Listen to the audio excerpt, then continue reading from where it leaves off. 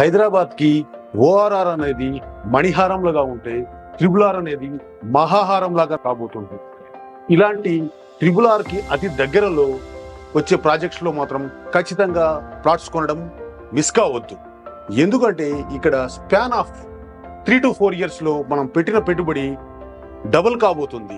దీని జగమెరిగిన సత్యం. కానీ మనం ఏం చేస్తున్నాము, హైదరాబాద్కి దూరంగా ఉన్నాయని చెప్పేసి కొనడం అనేది ఆలోచిస్తున్నాము. ఎప్పుడు పెట్టుబడి పెట్టాలి, ఇది సరైన సమయమా కాదా అని ఆలోచిస్తున్నాము. కానీ హైదరాబాద్లో పెట్టుబడి అనేది నౌ ఆర్ నెవర్, ఇప్పుడు కాకపోతే మరి ఎప్పుడు కాదు. పూర్తి వివరాలకు సంప్రదించండి. ఆదిత్యం చంద్రభౌమో బుధగురు భృగుజన్ భానుజన్ రాహుకేతూన్ నత్వా నిత్యం త్రిసంధ్యం జగదుదయధైర్యస్థైర్య సంపతు హేతూన్ జ్యోతిశ్చక్రే అశ్వతారాది ఉరుగణ సహితాన్ మేషరాస్యాదిచారీన్ ఏతానాశక్తిమూర్తీన్ ఖచర సురభరాన్ భక్తిద ప్రార్థయామః. శ్రీమాత్రే నమః. నేను మీ రవికిరణ్ శర్మ వేలూరి, జ్యోతిషరత్న అవార్డు గ్రహీత. ఈ అక్టోబర్ నెలలో యొక్క రాశి ఫలాలు ఏ రకంగా ఉంటాయి అనే విషయాన్ని గురించి మనం తెలుసుకోవడం జరుగుతుంది. ఈ అక్టోబర్ నెల శరదృతువు ప్రారంభమవుతుంది. శరదృతువులో విశేషముగా అమ్మవారి అర్చన పూజా కార్యక్రమాలు, అంటే మొన్నటిదాకా కూడా వర్ష ఋతువులో భాద్రపద మాసంలో యొక్క గణపతి అర్చన పూజా కార్యక్రమం అయింది. ఇప్పుడు శరదృతువులో ముందుగా అమ్మవారి అర్చన, అమ్మవారికి ఈ నవరాత్రులు శరన్నవరాత్రి దీక్షలు చేపట్టడము, 9 రోజులు కూడా ఉదయము సాయంత్రము విశేషముగా కుంకుమార్చన పూజలు చేసుకోవటము, ఇట్లా అమ్మవారి అనుగ్రహం కోసం ఈ విశేషమైన పూజలు, అర్చనలు, అభిషేకాలు, హోమాలు, అట్లాగే అమ్మవారికి సంబంధించి శ్రీ సూక్త హోమము, చండీ హోమము, ఇట్లా దుర్గా హోమము, విశేషమైన హోమాలు పూజలు చేయడం ద్వారా అమ్మవారి యొక్క అనుగ్రహం కలుగుతుంది. ఇటువంటి శరదృతువు ప్రారంభమవుతోంది అక్టోబర్ నెలలో విశేషముగా. అందువల్ల ఈ శరదృతువు చాలా విశేషము కాబట్టి అమ్మవారి అర్చన ఈ శరదృతువులోనే ఈ అమ్మవారి నవరాత్రులు అయిన తర్వాత కార్తీక మాసం ప్రారంభమవుతుంది. అందువల్ల ఈ శరదృతువు ప్రారంభానికి పునాది అక్టోబర్ నెల.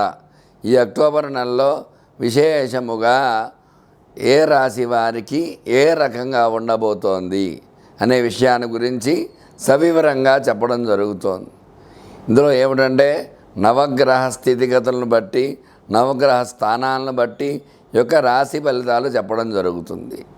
అలాగే లగ్నాత్తు అంటే జాతకం చెప్పించుకుంటే జాతకంలో ఏ లగ్నంలో లగ్నాత్తు లగ్నాధిపతి ఏ స్థానంలో ఉన్నాడు, లగ్నాధిపతి బలంగా ఉన్నాడా, ఉచ్చలో ఉన్నాడా, నీచలో ఉన్నాడా అనే విషయము లగ్న బలము బట్టి ఈ యొక్క జాతకం అనేది చెప్పడం జరుగుతుంది. మరి ఈ యొక్క రాశి ఫలాలు ఎలా చెప్పడం జరుగుతుందంటే ఈ యొక్క రాశులు స్థితిగతులు అంటే నవగ్రహాలు ప్రతి నెల కూడా మారుతూ ఉంటాయి.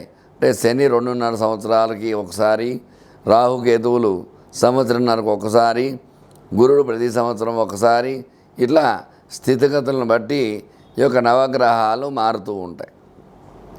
ఈ నవగ్రహ మారడాన్ని బట్టి ఈ రాశిలో ఏదైనా గ్రహం ఏ రకంగా ఉంది అనే అవగాహన బట్టి ఈ యొక్క రాశి ఫలాలు చెప్పడం జరుగుతుంది. కాబట్టి ముందుగా ఈ యొక్క రాశులు 12 రాశుల్లో మేషరాశ్యాధిపతి కుజుడు, అట్లాగే వృషభ రాశ్యాధిపతి శుక్రుడు, మిథున రాశ్యాధిపతి బుధుడు, కర్కాటక రాశ్యాధిపతి చంద్రుడు, సింహరాశ్యాధిపతి రవి, కన్యా రాశ్యాధిపతి బుధుడు, తులారాశ్యాధిపతి శుక్రుడు, వృశ్చిక రాశ్యాధిపతి కుజుడు, ధనురాశ్యాధిపతి గురుడు, మకర రాశ్యాధిపతి శని, కుంభరాశ్యాధిపతి శని, మీనరాశ్యాధిపతి గురుడు. అందువల్ల ఈ రాశ్యాధిపతులను బట్టి ఈ యొక్క స్థితిగతులను బట్టి ఇక్కడ పంచాంగ వివరణ చెప్పడం జరుగుతోంది. అందులో భాగంగానే ఈ యొక్క 12 రాశుల వారికి ఈ యొక్క అక్టోబర్ నెలలో ఏ విధంగా ఉండబోతోంది, ఎవరు ఎలాంటి ఈ యొక్క పరిహారాలు చేసుకోవాలి, ఎలాంటి ఇబ్బందులు పడుతున్నారు, ఆ ఇబ్బందుల నుంచి ఎలా బయటపడతారు అనే విషయాన్ని గురించి ఇప్పుడు వివరం చెప్పడం జరుగుతుంది. నమస్కారం, నేను మీ రవికిరణ్ శర్మ, వేలూరి. ముందుగా మేషరాశి వారికి ఏ రకంగా ఉండబోతోంది, ఈ అక్టోబర్ నెలలో మేషరాశి వారు ఎలాంటి పరిహారాలు చేసుకోవాలి అనే విషయాన్ని చెప్పడం జరుగుతోంది. మేషరాశ్యాధిపతి కుజుడు కాబట్టి ఈ కుజ స్థానాన్ని బట్టి ఏ రకంగా ఉండబోతోంది అనే విషయాన్ని తెలుసుకుందాం. ఈ అక్టోబర్ నెలలో మేషరాశ్యాది వారికి మిశ్రమ ఫలితాలు, అంటే సామాన్య ఫలితాలు వస్తూ ఉంటాయి. ఈ మేషరాశి వారు చేయు వృత్తి వ్యాపారాల్లో సామాన్యంగా అనుకున్న లాభాలవన్నీ ఆశించకపోవడం, ఇబ్బందులు పడటం ఇలాంటివన్నీ జరుగుతూ ఉంటాయి. అలాగే మేషరాశి వారికి వివాహ ప్రయత్నాలు చేస్తే సామాన్యంగా ఒక 40% వరకు వివాహం అనుకూల యోగాలు ఉన్నాయన్నమాట. అలాగే సంతానం గురించి ఎదురు చూసేవారు కూడా మిశ్రమ ఫలితాలుగా ఉంటాయి. ఖచ్చితంగా గట్టి ప్రయత్నం చేసినట్లయితే ఒక 50% వరకు అనుకూలత ఉంది కాబట్టి ఖచ్చితంగా 100 మందిలో 50 మందికి మంచి అవకాశాలు ఉన్నాయి. అట్లాగే విద్యాపరంగా చూసుకున్నట్లయితే విద్యా అధిపతి గురుడు వక్రంలోకి వెళ్తున్నాడు. ఈ వక్రంలోకి వెళ్ళడం వల్ల మేషరాశి వారికి కొంచెం ఇబ్బందులు పడే అవకాశాలు ఉన్నాయి. అట్లాగే భాగ్యస్థానంలో గురు సంచారం చేస్తున్నప్పటికీ కూడా గురు వక్రం వల్ల విద్య కొంచెం అంతంత మాత్రంగా జరుగుతూ ఉంటుంది. దానికి కొంచెం పరిహారాలు చేసుకున్నట్లయితే ఈ రాశి వారికి గురు బలం చేకూరే అవకాశం ఉంటుంది.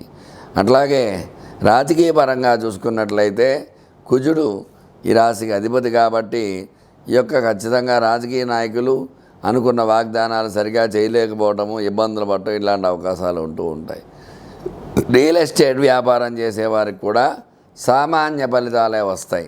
అనుకున్నటువంటి లాభాలు లేకపోవటము, అలాగే రియల్ ఎస్టేట్స్ పడిపోవటం, ఇట్లాంటి ఇబ్బందులు పడటము, అలాగే ధనం అది అక్కడ నిల్వ ఉండిపోవటము, ఇట్లాంటి ఇబ్బందులన్నీ చూస్తూ ఉంటారు రియల్ ఎస్టేట్ వ్యాపారులు ఈ రాశిలో ఉండేవారు. అట్లాగే స్టాక్ మార్కెట్లో పెట్టుబడులు పెట్టిన వాళ్ళు అనుకున్న రీతిలో స్టాక్స్ పెరగబోవటము, ఆ నిల్వ అలా ఉండిపోవటం వల్ల నష్టాలు చవి చూడవలసి వస్తుంది. స్టాక్ మార్కెట్లో చూసినట్లయితే సినీ రంగంలో చూసినట్లయితే సినీ రంగంలో ఉండేటువంటి వారు చక్కటి పురోగతి సాధించడానికి ఆస్కారాలు ఉంటాయి. అయినప్పటికీ కూడా ఇక్కడ కూడా చిన్న చిన్న ఇబ్బందులు వచ్చే అవకాశాలు ఉన్నాయి. ఎందువల్ల అంటే గ్రహ బలం ఈ రాశికి చాలా తక్కువగా ఉండి వ్యయస్థానంలో రాహు సంచారం చేయడం ముఖ్యంగా ఇబ్బందిగా ఉంటుంది. ఎందువల్ల అంటే ఈ రాహు వల్ల చికాకులు సమస్యలు వస్తూ ఉంటాయి కాబట్టి ఖచ్చితంగా ఈ రాశి వారికి కొంచెం అనుకూలతలు సగం, ప్రతికూలతలు సగం ఉన్నాయి కాబట్టి చక్కగా జాగ్రత్తగా ఆలోచించి జాగ్రత్తగా చేసుకున్నట్లయితే ప్రతి రంగంలో అనుకూలతలు వచ్చే అవకాశాలు ఉన్నాయి. అలాగే వ్యవసాయదారులు కూడా పంట సరిగా లేకపోవటము, వాన వల్ల మునిగిపోవటము, ఇబ్బందులు పడటం ఇట్లాంటి అవకాశాలు ఉండే అవకాశాలు ఉన్నాయి. కొంచెం జాగ్రత్త వహించినట్లయితే పంట దిగుబడి అది బాగుంటుంది, తద్వారా అనుకూలతలు వచ్చే అవకాశాలు ఉంటాయన్నమాట. వ్యవసాయ పరంగా చూసుకున్నట్లయితే వీళ్ళు ముఖ్యంగా చేయవలసింది ఏమిటంటే ఈ యొక్క రాశి వారికి కుజుడు అధిపతి కాబట్టి మంగళవారం నియమాలు పాటించడము, మంగళవారం ఆంజనేయ స్వామి గుడికి వెళ్ళి 21 ప్రదక్షిణాలు చేసి తమలపాకులతో అర్చన చేయడం ద్వారా రాశి అనుకూలత వచ్చే అవకాశాలు ఉన్నాయన్నమాట. చూశారు కదండి, మేషరాశి వారు ఎట్లాంటి నియమాలు పాటించాలనే విషయాన్ని చెప్పడం జరిగింది. ఈ యొక్క చక్కగా ఆ యొక్క నియమాన్ని పాటించి ఆ యొక్క ఆంజనేయ స్వామి అనుగ్రహంతో కుజ బలంతో రాశి అనుకూలంగా మార్చుకోవాలని కోరుకుంటూ మీ రవికిరణ్ శర్మ, వేలూరి. నమస్కారం, నేను మీ రవికిరణ్ శర్మ, వేలూరి, జ్యోతిష్యరత్న అవార్డు గ్రహీత. మీకు జ్యోతిష్యంలో జాతకంలో ఎలాంటి సమస్యలున్నా వాటికి చక్కటి పరిహారం అది నా ద్వారా మీకు అందించబడుతుంది. మీకు చదువు విషయంలో పిల్లలు ఇబ్బందులు పడుతున్నారా, దానికి పరిష్కారం నా దగ్గర ఉంటుంది. ఉద్యోగ ప్రయత్నం చేసే వాళ్ళకి ఉద్యోగ ప్రయత్నాలు ప్రతికూలంగా ఉంటే దానికి పరిష్కారం ఖచ్చితంగా చెప్పడం జరుగుతుంది. వివాహంలోకి ఇబ్బంది పడుతుంటే వివాహానికి ఏం చేయాలి అనే పరిష్కారం చెప్పడం జరుగుతుంది. అట్లాగే సంతానంతో ఇబ్బందులు పడే వారికి గ్రహానుకూలతను బట్టి ఏం చేస్తే బాగుంటుంది అనే విషయాన్ని మీ అందరికీ చెప్పడం జరుగుతుంది. ఆరోగ్యంతో ఇబ్బందులు పడే వారికి ఆరోగ్య సమస్యల నుంచి బయటపడే అవకాశం ఏ రకంగా ఉండదనే విషయాన్ని మీకు చెప్పడం జరుగుతుంది. అట్లా ప్రతి విషయంలో వృత్తి వ్యాపారాలలో ఏ రంగంలో అయినా సరే వివాహ, ఉద్యోగ, అలాగే నరదృష్టి, నరఘోష అన్నిటికీ చక్కటి పరిష్కారం నా దగ్గర ఉంది. ఎందువల్ల అంటే చక్కటి జాతకాన్ని చూసి మీకు ఎలాంటి సమస్యలున్నా ఆ పరిష్కారం మీకు చేయడం ద్వారా దైవ బలం, ఎందువల్ల అంటే దైవ బలం ఉందంటే అన్నీ మన వెంట ఉంటాయి. అటువంటి దైవ బలాన్ని కోసం మీకు ఏం చేస్తే బాగుంటుంది, ఎటువంటి సమస్యలు ఉన్నాయి, ఆ సమస్య పరిష్కారం ఏమిటి అనే విషయాన్ని మీకు చక్కగా వివరించడం జరుగుతుంది. కాబట్టి నా నంబరు స్క్రీన్పై రోల్ అవుతూ ఉంటుంది. చక్కగా నాకు ఫోన్ చేసినట్లయితే మీకు ఎలాంటి సమస్యలున్నా ఆ సమస్య నుంచి బయటపడే అవకాశం ఉంటుంది. కాబట్టి చక్కగా నన్ను సంప్రదించినట్లయితే గ్రహానుకూలత మీకు కలిగించి మీ కోరికలు నెరవేర్చేలా చేస్తానని చెప్తూ మీ రవికిరణ్ శర్మ, వేలూరి. నమస్కారం.